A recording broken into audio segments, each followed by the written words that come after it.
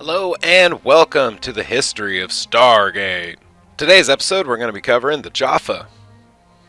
And here we go. The Jaffa are an offshoot of humanity, genetically engineered by the Goa'uld to be not only their slave race, but also serve as an incubator for their larval Goa'uld in an abdominal pouch.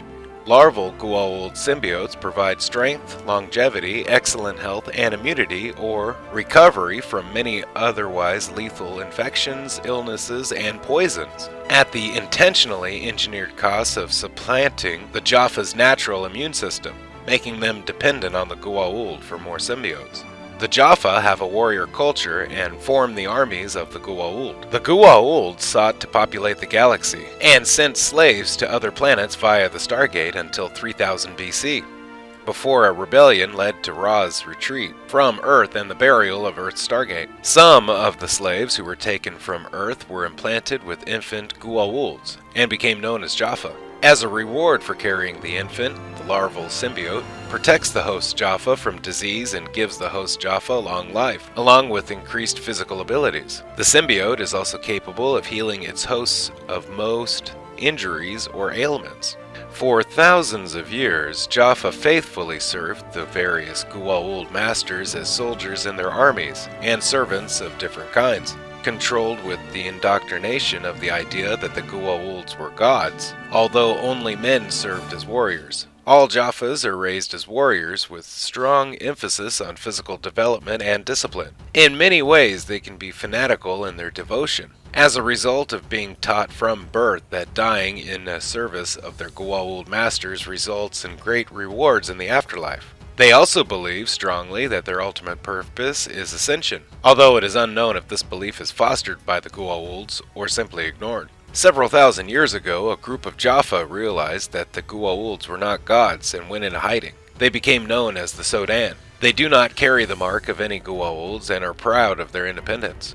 They still require symbiotes, however, and must raid symbiote transports to procure new ones. The final Jaffa rebellion did not truly begin until July 1997, when the first prime of Goa'uld System Lord Apophis, teal'c, who had for some time been expressing hidden doubts of the Goa'ulds were not gods, encountered members of the teal'c, Colonel Jack O'Neill, Captain Samantha Carter, and Dr. Daniel Jackson. Just as the Serpent Guards were about to execute the prisoners, Jack pleaded with teal'c to help them, Jack voicing his own belief that he could save these people. teal'c hesitated for a moment, but eventually summoned the strength of will to finally abandon the Goa'uld and side with the teal'c. In doing so, teal'c helped the group escape from the pursuing serpents and return to Earth, where after finally proving his loyalty to the reopened Stargate Command, he joined the SGC's flagship team, SG1. teal'c believing that the teal'c as well as the SGC were the best chance of freeing all Jaffas from Goa'uld control.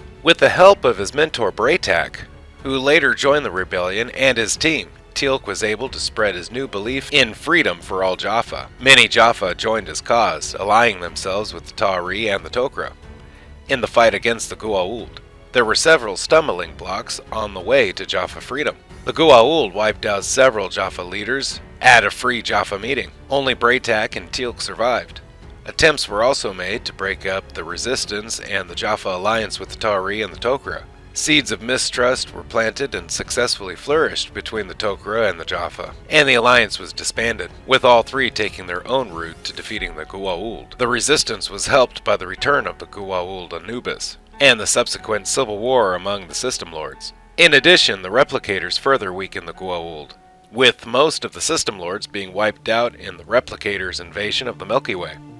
In a series of grand events, Anubis was prevented from completing his goal of galactic destruction by Oma Dasala. The Replicators were destroyed by a temporary alliance of Ball, Lieutenant Commander Samantha Carter, and Jacob Carter, and the Jaffa struck a major blow at the remaining Goa'uld.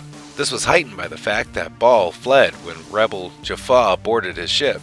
It completely shattered the Goa'uld's image as gods, and the Jaffa started abandoning their masters by the droves to flock to the side of the rebellion. After Anubis and his Kull warriors fell due to the efforts of Dr. Daniel Jackson and Oma Dasala, the Goa'uld Empire finally fell, and the Jaffas won their freedom. With the fall of the Goa'uld Empire, the free Jaffa nation was born. teal'c is a strong influence on the High Council, representing the Jaffa nations. His hope is to create a democratic nation elected by the people. There is opposition to this idea, however. Garrick believes the council representation should be determined by military strength, vying coalitions. Despite teal'c's attempt to sway the council, Garrick becomes leader of the council. He ensures the faith of other council members by capturing and executing the former System Lord Baal, though it turns out to be just a clone. When a prior of the ascended beings known as the Ori arrives, spreading the religion of Origin, Garrick is quick to believe after seeing their power is real, unlike that of the Goa'uld. He urges the council to accept Origin and make it law. With the civil war on the horizon between those who wish to follow Origin and those who do not want to serve another set of false gods, Garrick even becomes a prior as proof of the power of the Ori.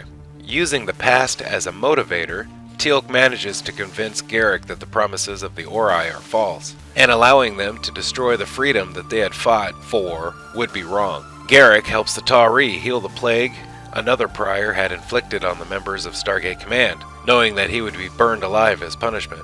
The death of Garrick allows for the democratic nation teal'c envisioned.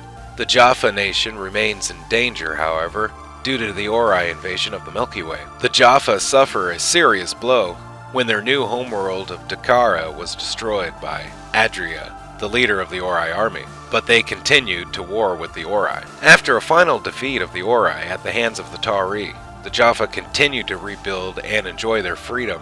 When the final Baal clone was captured, the Jaffa contributed to the extraction ceremony by sending half of their fleet to protect the Tok'ra homeworld, so it wouldn't be interrupted. Hey, thank you for watching the history of Stargate. Special thanks to SG Command and all contributors for all information you heard today. Don't forget to like, share, and subscribe if you can. If you have, thank you. And have a nice day. Bye-bye!